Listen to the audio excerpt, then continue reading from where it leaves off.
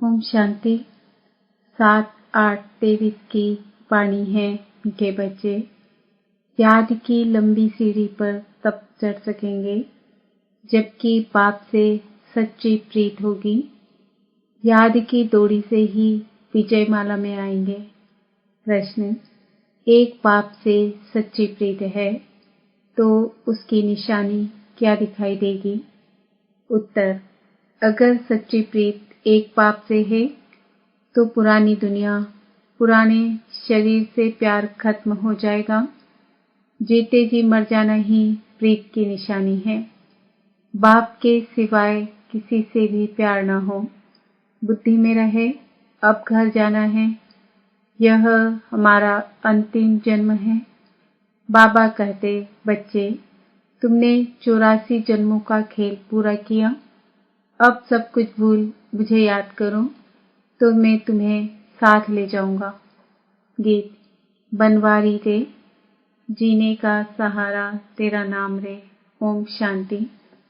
मीठे मीठे सिक्किलदे बच्चों ने यह गीत सुना। किया है झूठी दुनिया, झूठ खंड भारत के लिए कहा जाता है। हर एक को अपने अपने बर्थ प्लेस का ख्याल रहता है। अभी बच्चे कहते हैं हमारा इस झूठ खंड से कोई ताल्लुक नहीं, क्योंकि इसमें तो बहुत दुख है। अभी तो सुख का नाम निशान नहीं है। झूठ खंड की आयु अब बहुत थोड़ी रही है। यह अंतिम जन्म है। इसको झूठ खंड मृत्यु लोक कहा जाता है। वह है अमर लोक। मृत्यु लोक में काल खा जाता है, फिर पुनर्जन्म झूठी दुनिया में ही लेते हैं। बच्चे जानते हैं कि अब हमने 84 जन्म पूरे किए। अब हमारा इस दुनिया से कोई वास्ता नहीं। बाबा आए हैं लेने के लिए, तो इस पुरानी दुनिया से हमारा कोई ताल्लुक नहीं। तुम्हारे बाप से प्रीत जुटी है तो वर्षा भी तुमको मिलता है। बाकी यादव कौरवों की है विपरीत बुद्धि, अर्थात बाप को जानते ही नहीं। अभी तुम बच्चों की एक बाप के साथ ही प्रीत बुद्धि है। बाप कहते हैं कि गृहस्थ व्यापार में बहल रहो, बाप को याद करो। अभी सब एक्टर्स का पार्ट पूरा होता है। सबके शरीर छूटने हैं, सबको वापस घर ले जाना है। मनुष्य मरना नहीं चाहते हैं। तुम तो जीते जी मर चुके हो। इस दुनिया में कोई से प्यार नहीं, इस शरीर से भी प्यार नहीं। आत्मा को रोशनी मिली है।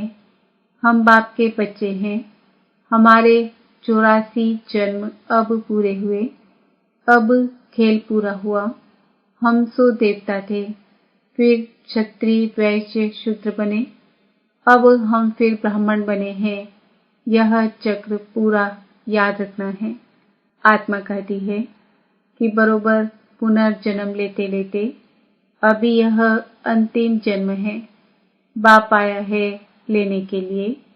अनेक बार हमने 84 जन्मों का चक्र लगाया है। स्वदर्शन चक्रधारी बने होना समझाया जाता है कि ऐसे हमने 84 जन्मों का चक्र लगाया है।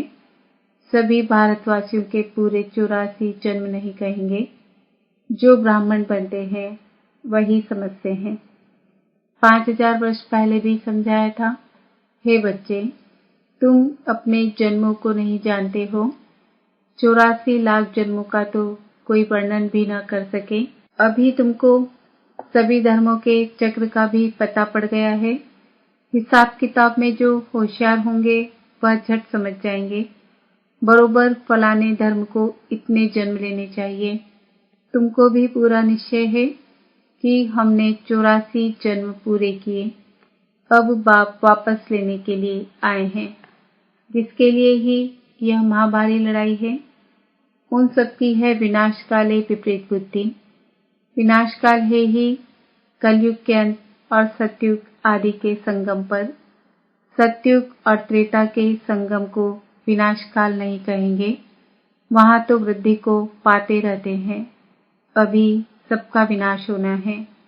इसको विनाश काल कहा जाता है। अभी तुम्हारा अंतिम जन्म है। इसके पहले बाप आए तो कह न सके कि तुम्हारा यह अंतिम जन्म है। जब खेल पूरा होता है तब ही मैं आता हूँ। तुम जानते हो, बरोबर हम आत्माएं 84 जन्म लेती है। गाया भी जाता है कि कुमारी वह जो 21 कुल का उद्धार करे। अब वह तो समझते नहीं कि 21 कुल किसको कहा जाता है।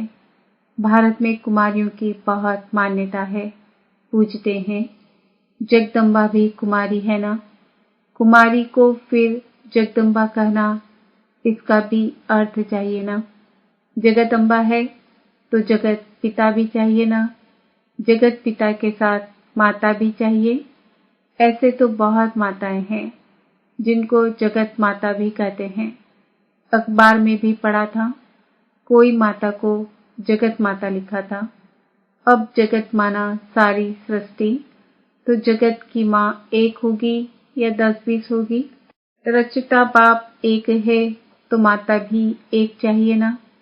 इतनी माताएं सब जगत के मालिक हैं। जगत की माता तो एक है ना, जगत अम्बा। तो अभी तुम बच्चों की प्रीत है एक शिव बाबा से।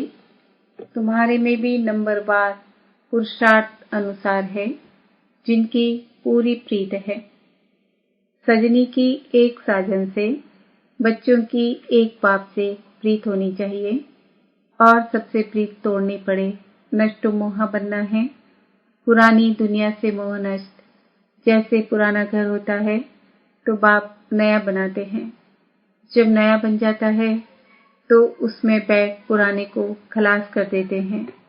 बाप कहते हैं, मैं तुम्हारे लिए स्वर्ग नई दुनिया रचता हूँ। नई दुनिया में नई दिल्ली है।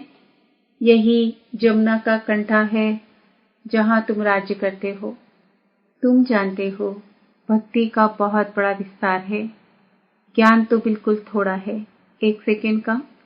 बीज को जानने से सारा झाड़ आ जाता है। भिन्न भिन्न वैरायटी धर्मों का झाड़ है। उसमें मुख्य फाउंडेशन है देवी देवता धर्म। आधा कल्प के सिवाय एक धर्म के और कोई धर्म है नहीं। बाकी आधा कल्प में देखो कितने धर्मों की स्थापना होती है। कहा जाता है कि परम पिता परमात्मा ब्रह्मा मुख द्वारा देवता धर्म और क्षत्रिय धर्म की स्थापना करते हैं। सो तो देखते हो, ब्राह्मण तो तुम हो ही। तुम्हारे में भी कोई सूर्यवंशी, कोई चंद्रवंशी बनने वाले हैं। ऊंचते ऊंच है ब्राह्मण धर्म। भारतवासी अपने धर्म को ही नहीं जानते हैं। कहा जाता है कि रिलीजन इज माइंड। अभी बाप धर्म स्थापन करते हैं तो तुम बाप से कितनी ताकत लेते हो बाप का बनने से। गोया सर्वशक्तिमान बाप ही बच्चों को योग से शक्तिवान बनाते हैं। बाप है कितना गुप्त, उनको अपना शरीर है नहीं। सर्वशक्तिमान कहा जाता है तो जरूर शक्ति देंगे ना। तुम्हारा नाम ही है शिव शक्तियाँ। शिव से शक्ति लेने वाली हो, नर्क को स्वर्ग बनाती हो। यह तुमको बल मिलता है। योग बल से तुम रावण पर जीत पाती हो। तो तुम्हारी अब सर्वशक्तिमान बाप से प्रीत है। नंबरवार पुरुषार्थ अनुसार बहुत विपरीत बुद्धि भी है, क्योंकि याद नहीं करते हैं। बहुत प्रीत उन्हों की है जो बहुत याद करते हैं। थोड़ी प्रीत है तो समझो याद नहीं करते। कहते हैं क्या करें, घड़ी घड़ी भूल जाते हैं। अरे साजन को तुम याद नहीं कर सकते हो। बाप जिससे स्वर्ग का वर्षा मिलता है, ऐसे बाप को याद नहीं कर सकते हो। कारण बताओ। बच्चा कहे बाप को याद नहीं कर सकता हूँ। अरे फिर वर्षा कैसे मिलेगा। जितना बाप को याद करते हो उतनी शक्ति मिलती है। ऐसे नहीं कि शिव बाबा को भी याद करो और साथ साथ काला मुंह भी करते रहो, फिर राज्य भाग्य मिल न सके। कहते हैं बाबा हम भूल जाते हैं, मुरझा जाते हैं। बाबा कहे अरे तुम ईश्वर की संतान बने हो, तुमको तो बहुत नशा चढ़ना चाहिए। ऐसे बाप को तो निरंतर याद करना चाहिए, प्रीत बुद्धि बनना चाहिए। शिव बाबा से प्रीत नहीं तो ब्रह्मा से भी नहीं होगी। वह ऐसे ही सबसे लड़ते झगड़ते रहेंगे। योग ही नहीं तो वर्षा कैसे ले सकते? गॉडली बुलबुल नहीं बन सकते। बुलबुल बनना चाहिए ना। बाबा के पास गॉडली बुलबुल है, मैनाएं भी हैं, तोते भी हैं, कोई काबर भी हैं, सबसे लड़ते झगड़ते हैं। कोई फिर कबूतर भी हैं, वह आवाज नहीं कर सकते हैं। बगीचे में भिन्न भिन्न प्रकार के फूल होते हैं। हर एक अपने से पूछे कि मैं कौन सा फूल हूँ? गुलाब का हूँ व रूहे गुलाब हूँ? मैं मम्मा पापा जैसी सर्विस करता हूँ? क्या हम श्री नारायण को व श्री लक्ष्मी को वर सकता हूँ? ऐसा अपने से पूछना है कि मैं कितना बाप को याद करता हूँ, कितनी सेवा करता हूँ। बाप से तो जरूर वर्षा मिलना है। निराकार परमपिता परमात्मा भारत में आए हैं, जरूर भारत को स्वर्ग बनाया होगा। जरूर शिव बाबा आए तब तो सत्युग बनाएंगे ना। शिव की जयंती मनाते हैं। शिव का भी बर्थ प्लेस है तो श्री कृष्ण का भी बर्थ प्लेस है। कृष्ण की जयंती तो बड़े धूमधाम से मनाते हैं। अभी तो शिव जयंती की छुट्टियां भी नहीं करते। अंधेर नगरी है ना, यहाँ पर है ही प्रजा का प्रजा पर राज्य। होना चाहिए राजा रानी का राज्य। वह तो ड्रामा अनुसार है ही नहीं। तुम जानते हो कि भारत पवित्र राजस्थान हो जाएगा तो उन्हों को भी जगाना है। फिर से दैवी राजस्थान स्थापन होता है। अभी आसुरी राजस्थान हो गया है। पहले भारतवासी पवित्र थे, अभी तो अपवित्र बने हैं। तब तो लोग उन्हों की पूजा करते हैं। अभी तो नो राजस्थान। तुम चिट्ठी लिख सकते हो अथवा अखबार में भी डाल सकते हो कि भारत 5000 वर्ष पहले दैवी राजस्थान था, अभी नहीं है। तुम हो ईश्वरीय बहन भाई, तुम हो बहुत थोड़े। गाया भी जाता है, राम गयो रावण गयो, जाको बहु परिवार। समझना चाहिए कि हम बाकी बहुत थोड़ा समय है। बाप से वर्षा तो लेते रहें, साथ साथ भविष्य का भी ख्याल करो। यह भी धंधा करो, शरीर निर्वाह भी करना है। यह है भविष्य के लिए। इसमें मेहनत कुछ नहीं, बिल्कुल सहज है। सेकंड में जीवन मुक्ति 21 जन्म के लिए मिलती है। बाप को और चक्र को याद करना है। बाप को याद करने से ही पावन बनेंगे।